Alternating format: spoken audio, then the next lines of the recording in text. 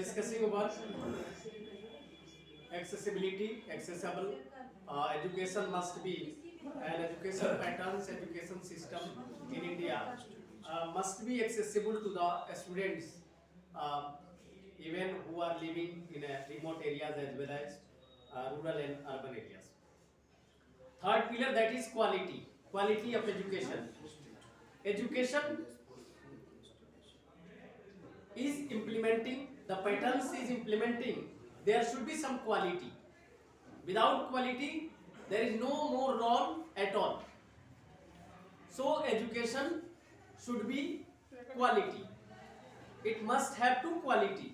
For example हमने क्या बताया था इसमें, सेकेंडरी स्टेज वाला जो हमने बताया था, जिसमें 4 साल का ग्रुप, 4 साल वाला लिया था उसमें, या उससे पहले एक और हमने बात किया था वोकेशनल, जो 6 to 8 वाले ग्रुप में, उसमें मेनली जो है वोकेशनल कोर्सेस रखा गया है, वोकेशनल कोर्स रखा गया है। इस एज ग्रुप में पहले क्या था, लोगों के ऊपर, स्टूडेंट के ऊपर बहुत ज्यादा प्रेशर, अलग तरह का प्रेशर था। लेकिन ये जो है age group stage, it has already divided. एक एग्जांपल देते हैं, if you want to know a very deep knowledge with respect to any object, if you want to know a very deep knowledge with respect to knowledge, then we find that we must have to classify that object. क्या करना चाहिए, किसी चीज के बारे में बहुत deep knowledge लेने के लिए हमें क्या करना चाहिए, उसको तोड़ के स्टडी करना चाहिए, क्लासिफाई करके स्टडी करना चाहिए। उसी तरह से स्टूडेंट्स ग्रुप को जो डिवीजन किया गया यहाँ पे, क्लासिफाई करके उनके अलग अलग डेवलपमेंट, अलग अलग बेटरमेंट किया, तो उनकी जो डेवलपमेंट होगी वो जो है कहीं ना कहीं बिल्कुल फास्ट डेवलपमेंट होगा, और फास्ट डेवलपमेंट के साथ साथ एक सीक्वेंशियल डेवलपमेंट उसमें आएगा। तो इसमें जैसे दिया गया वोकेशनल में, वो सिलाई से हो, कढ़ाई से हो, या इस तरह की जितने भी एक्टिविटीज हैं, वो इसमें फ्रीडम, एक्सपर्ट है। पहले बहुत बंधन था एक तरह से, लोगों के अंदर प्रेशर था, भाई 9-10 तक आया, सारे subject, every subject, each and every subject, that is very common to all the students. But now this time, according to National Education Policy 2020, there is no pressure at all over the students. They are very free to choose any subject. ऐसा नहीं है कि अब भाई science art सब जितने पढ़े उतना 11th में आए तो हम क्या लेंगे, कोई कहता था मैं मैथ ले लूं, कोई बायोलॉजी ले ले, कोई जो है ज्योग्राफी ले ले, कोई पॉलिटिकल साइंस ले ले। अब these are mainly depends upon the interest of the students, interest of the people, interest of the candidates, उसके ऊपर डिपेंड है। तुम्हें अगर साइंस पढ़ना है तो साइंस ले सकते हो, उसके साथ तुम्हें बायोलॉजी पढ़ना है, ये इकोनॉमिक्स पढ़ना है तो इकोनॉमिक्स ले सकते हैं, तुम्हें कॉमर्स का पढ़ना है तो वो भी ले सकते हैं, फ्रीडम है। ये टोटली इंडिपेंडेंट कर दिया गया, फ्रीडम दे दिया गया। ये सबसे बड़ी इंपॉर्टेंट फीचर्स है नेशनल एजुकेशन पॉलिसी 2020 का। जो इसके अलावा जो है सेकेंड स्टेज में हमने देखा, इसमें कोई एक फॉरेन लैंग्वेज का इस्तेमाल कर सकते हैं। जैसे हर जगह होती है, यूनिवर्सिटी लेवल पे जाएंगे, we talk about the foreign language department जो है, डिपार्टमेंट ऑफ लैंग्वेज ऑलरेडी होता है। I am the product of AMU Aligarh, so I already know most of the friends inside the campus, they were so interested in part-time language course, like French course, French language, Spanish language, इस तरह के language जो है अलग part time course करते थे। तो इसमें क्या है, इसमें ये फ्रीडम दिया गया है कि कोई फॉरेन लैंग्वेज कर सकते हैं। उसके पहले वाले स्टेज में 3 इयर्स हमने क्या देखा, इंडियन लैंग्वेज, इंडियन लिटरेचर हम पढ़ते हैं, हिंदी, उर्दू, इंग्लिश, ये लिटरेचर, इंडियन लैंग्वेज। यहाँ पे नेक्स्ट स्टेज में ये दिखाया गया है कि कोई स्ट्रीम नहीं है, मल्टीपल सब्जेक्ट है, क्रिटिकल थिंकिंग है, ये 3 चीजें, 4 चीजें हैं यहाँ पे। ये कोई स्ट्रीम नहीं है, 9 से 12 तक नो स्ट्रीम, जिसको जब लेना है। अब ये 4 साल का जो पीरियड, जैसे मान लीजिए अब ग्रेजुएशन है, उसके बाद जो पोस्ट ग्रेजुएशन आएगा, तो पहले तो आराम से करते थे कितने, 3 साल ग्रेजुएशन, 3 इयर्स, फिर जो है 2 इयर्स पोस्ट ग्रेजुएशन। अब वो जो है बिल्कुल बदल गया है, और वो बिल्कुल बदला नहीं है, बल्कि एक बहुत बड़ी जो पॉजिटिव एस्पेक्ट उसके साथ ये है कि जो ग्रेजुएशन है that is counted now this time 4 years, 4 साल का होगा, कितने 4 साल का होगा। अब 4 साल में ऐसा नहीं है कि कहेंगे graduate in economics, graduate in geography, graduate in biology, नहीं होगा, उसमें डिवाइड कर दिया गया है, ग्रेजुएट सर्टिफिकेट, ग्रेजुएट डिप्लोमा, इस तरह करके 4 कैटेगरी किया गया, समझ में। और सबसे बड़ी पॉजिटिव चीज इसमें यह है कि if the people after completion of 2 years duration of the graduation, if because of some reasons they have to leave the course, like remains 2 years, because of earning money they are going to other place like abroad and other Indian, any territories of India to earning money. And once again, if after the deposition money deposited, getting money, if once again they try to learn, they try to participate in the 3rd year, try to participate and try to continue their education, then it is very easy to them, because 2 years has already completed. The next time after 5 years, 4 years, 10 years, that depends upon their needs, they will not be enrolled in the first year, second year, they will be enrolled in 3rd year. पहले क्या था, 2 साल graduation किया, कहीं चला गया, खत्म, फिर से 5 साल के बाद अगर आते हैं तो once again you have to start part 1, part 2, part 3. अब वो नहीं है, 2 साल करके गए हैं, you have already graduate in certificate, graduate in diploma. तीसरा जो एज होगा, तीसरा स्टेज जो है, जो 3rd टाइम या 5 साल के बाद आते हैं वापस, तो 3rd ईयर में तीसरे साल वाले में एडमिशन हो जाएगा आसानी से, तीसरा चौथा कंप्लीट कर लेंगे, बहुत आसान।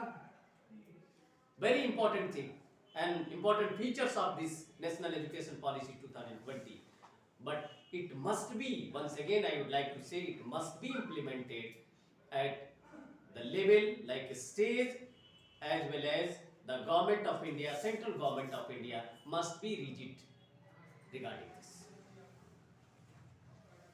मैंने कहा कि इम्प्लीमेंटेशन जरूरी होता है, इम्प्लीमेंटेशन नहीं है तो सब कुछ बना हुआ बेकार हो गया। टीचर स्ट्रेटजी खोजे, different kinds of strategy for teaching students या learning from others, whatever we can accept, whatever we can adopt the teaching methodology.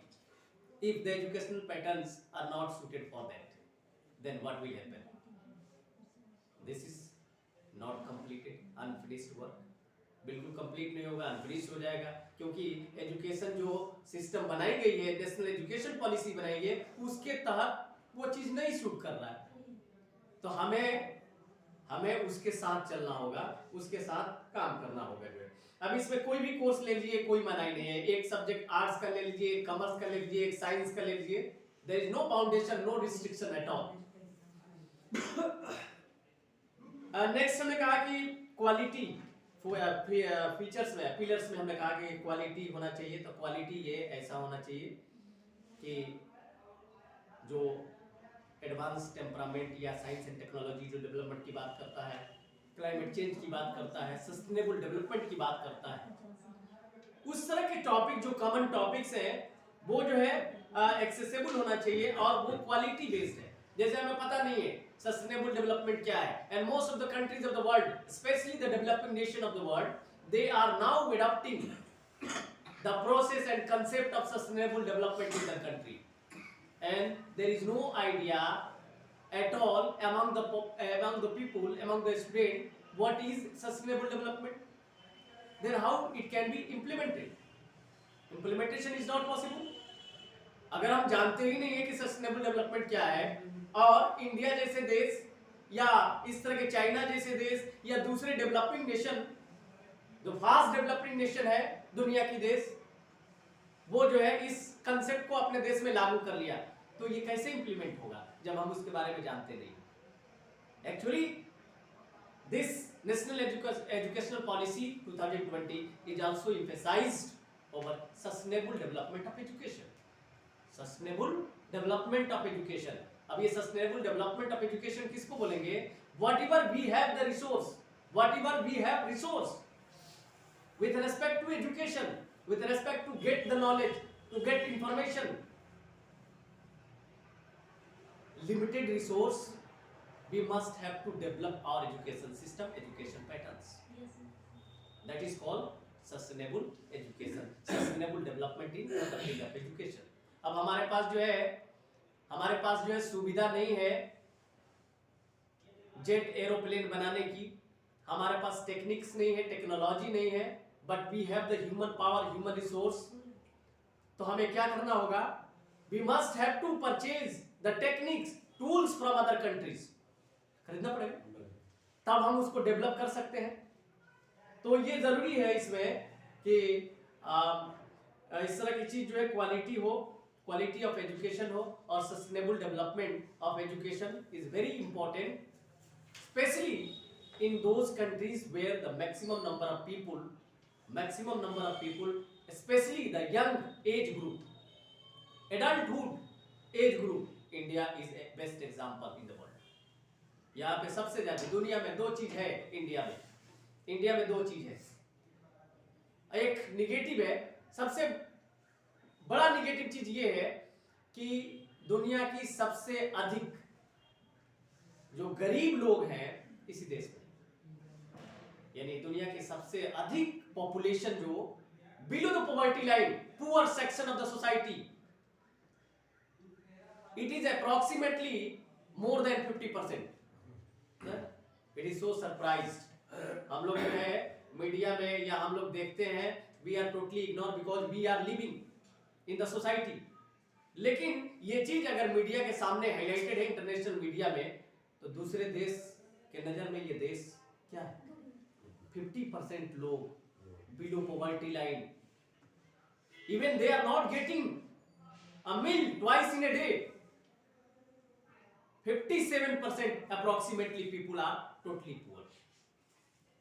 57% और 43% हम सब ठीक है, नॉर्मल, जिनको खाना पीना मिल जाता है, हम लोग जैसे आदमी. एक ये चीज है. और दूसरा पॉइंट हमने कहा कि दूसरा पॉइंट कि सबसे अधिक adulthood age, maximum number of human power, human resource even in the world, the maximum number of human resource are living in India. तो if we have the power, कहते हैं ना कि अगर resources are available, the development must be on the basis of the availability of the resource material. But it is not fit for all the cases, in all cases of the countries. कहां से fit होता है? India है ना, हम लोग example देते हैं इसलिए कि हम लोग इंडिया में रहते हैं, इसलिए इंडिया के एग्जांपल है. जो जिस देश का रहता है वहां का एग्जांपल देता है, उसे कंपेयर करता है. अगर हम बात करें, मान ले कि India, we have a lot of resources, mineral resources, we have lot of mineral resources, then we must have to develop the industrial unit, industrial sector develop होना चाहिए था. But we are still a lack of technology, we are still a development and number of industries in the country. That is why we cannot say that if the ability of the raw material, ability of the resources, that determines the development of a country. Kahan develop hai? We are totally behind the country like China, country like Japan. India and Japan, when we compare in terms of the resources, availability of the resources, raw material, then we find that we have lot of resources, but the development rate is very less, because lack of capital, lack of investment, lack of tools and technologies. But in case of Japan, they have no resources at all. One power is a most important power in the hand of Japan, that is a capital power, economic power. Even there is no availability of the resources, all kinds of resources. No a single resources are found in the country of Japan. economic power is so strong. That is why they are able to purchase each and every resources, raw material which is required in the country. And today, the country like Japan is a most developed nation in the world. Then this is the availability of the resource and not availability of the resources. Two best example India and Japan. तो यहाँ पे जो है quality बहुत matter करता है. Next है equity, same education patterns applicable to everyone. ऐसा नहीं है कि दो तरफ का आदि से हो ना चल रहा है. लैंग्वेज हो सकता है, लैंग्वेज हो, आज भी लैंग्वेज को प्रायोरिटी दी गई है, लैंग्वेज को प्रायोरिटी दी गई है कि जो चाहे इंग्लिश मीडियम में करा सकता है या इस तरह के मीडियम में करा सकता है. When we compare the British educational policy, then we find that उन्होंने बनाया था ब्रिटिश एजुकेशन पॉलिसी भी बनाया था इंडिया में कि सबसे बड़ा पॉलिसी के अंदर ब्रिटिश पॉलिसी एजुकेशन के अंदर इंडिया में they were more and more interested to change the medium of exchange of the knowledge, medium of explanation, mode of communication, mode of learning, means of communication, means of learning.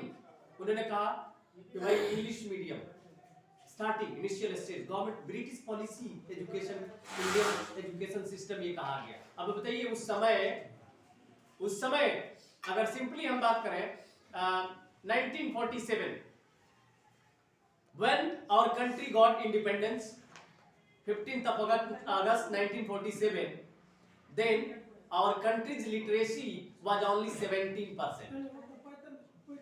कितना percent? Only 17%. कब की बात है? 1947 की बात है. जब देश आजाद हुआ तो भारत में सिर्फ और सिर्फ 17% लिटरेसी थी. 17%. हमारे पास कितने परसेंट ह्यूमन रिसोर्स थे? तो उस लिटरेसी में हमारे यहाँ की लिटरेसी और दूसरे देशों की लिटरेसी अलग अलग. लिटरेसी का डिफिनीशन जो है अलग है. हमारे यहाँ लिटरेसी का हमें लिखना पढ़ना बोलना जानते हैं, वी आर लिटरेट. लेकिन किसी देश में ऐसे है उसका एक पैरा है, मेजरमेंट है, उसके अंदर आता है then they will be considered as human power, human resource as well as the literate person of the country. हमारे यहाँ तो सिर्फ सिग्नेचर करना, अक्षर में लिख ले, टेढ़ा मेढ़ा जो भी लिख ले, थोड़ा बड़ा टूटी फूटी भाषा बोल ले, सब लिटरेट. अब बताइए उस समय 1947 में सिर्फ 17% people. Then how the British educational policy was implemented before 1947 over Indian traditional system, Indian traditional education system. Yes. The most of the people, Indian people, they were influenced directly. अगर example एक देख, सीधा सा example है.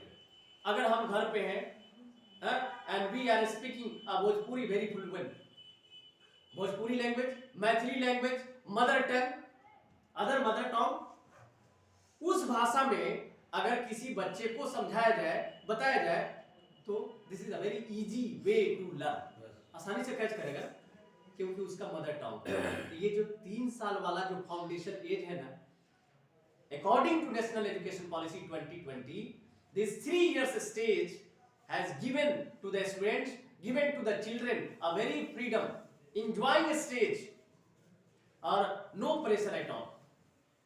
अब ये 3 साल एकदम से उनको फ्री कर दिया गया, इसमें किसी तरह का कोई इस तरह का चीज नहीं. अब नेक्स्ट अगर कहें तो अकाउंटेबिलिटी आती है, ये भी एक पिलर है, 5वां पिलर है. अकाउंटेबिलिटी की बात करें, when we talk about the accountability, then we find that to ensure the continual learning. Drop out हो जाता है, कोई 9 से छोड़ दिया, 10 से छोड़ दिया, कोई 8 से ही पढ़ाई छोड़ दिया, 7 से ही पढ़ाई छोड़ दिया. इसमें अब रेस्पॉन्सिबल गवर्नमेंट रेस्पॉन्सिबल होना चाहिए, अकाउंटेबल होगा, and the department of education, the teachers responsibility, special teachers specially appointed for this. हमने कहा ना कि जैसे प्राइवेट स्कूल में क्या है, जैसे प्राइवेट स्कूल में नीचे जो बच्चे जो बिल्कुल प्ले एज वाले जो है, उनके लिए कितना अच्छा फंक्शन सब कुछ हम लोग प्रोवाइड करते हैं. पैसा वसूलते हैं, मनमानी पैसा चलता है, लेकिन उनके लिए सारी फैसिलिटी देते हैं. government is also now this time responsible according to this NEP 2020 that each and everything, every tools and technology that is required for the children groups that must be available and that is availability and available to the school. उसमें एक practical करा के दिया जाएगा, teachers को practical करा के दिया जाएगा, टीचर रिस्पॉन्सिबल टीचर्स को अपॉइंट की जाएगी उसके लिए, और इस तरह की व्यवस्था इस नेशनल एजुकेशन पॉलिसी के तहत दिया गया है कि कंटिन्यूअल लर्निंग प्रोसेस चल रहा है या नहीं चल रहा. हम लोग बनाते हैं ये चला वो नहीं चला. अब when we talk about the summarise form and we come to the conclusion. A very short way I would like to conclude my speech. The main features like National Policy on Education 2020 that envisages a very broad-based, multidisciplinary, holistic undergraduate education system with the flexible curriculums, creativity, combination of subject, integration of vocational education, multiple enjoy and exit point with appropriate certification. The major aims to the universalization of education from the new education policy 2020. The Union Cabinet chaired by Prime Minister Narendra Modi approved National Education Policy 2020 on 29th of July 2020. Why does India need a new National Education Policy 2020? Then we find and we come to the conclusion that it is actually a dire need for the modified educational system that was failed.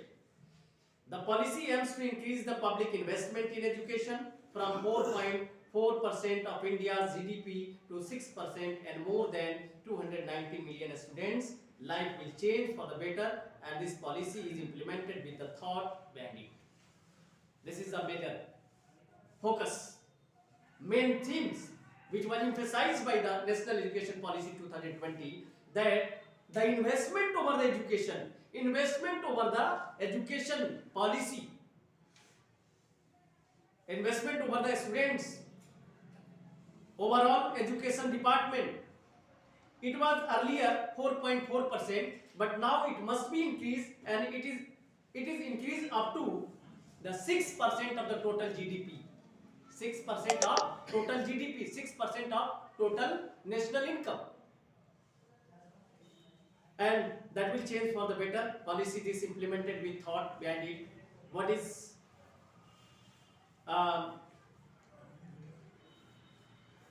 criteria and conclusion?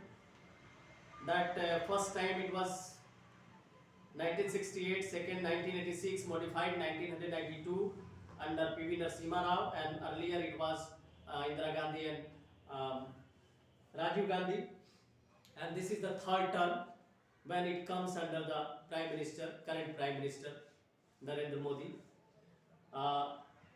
New educational policy and mainly lays particular emphasis on the development of creative potential of individual and sustainable development, maximum investment,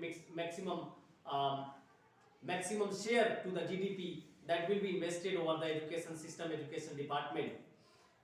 And finally we come to the conclusion that this all national education policy, that is the result of a very old and ancient, we can say the ancient educational institution like Takshila.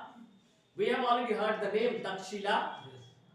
That was university, Nalanda University, Vikramshila, Ballavi, at the global and world level, and it has a great history of their own speciality in their respective. NEP has most probably influenced by this global level an educational institution which resulted and gave to the birth, produced renowned scholars in the world, like I would like to name like Charak, Aryabhatta, Brahmir, Bhaskaracharya, Brahmagupta, Chanakya, Madhav, Panini, Nagarjuna, Gautam, Pingla, and so many persons, so many personalities, the renowned personality, very famous, and they were famous because of their specialty in the field. specialty in their own field. And at the last and not least, finally, I would like to end my speech with the शेर, मैं अपने जिंदगी का दूसरा गुणवान रखता हूँ, जहाँ की और लोगों से निराली शान रखता हूँ, जहाँ मैं और पस्ती में यही पहचान रखता हूँ, दिलों में हौसला और हौसलों में जान रखता हूँ। शुक्रिया, थैंक यू।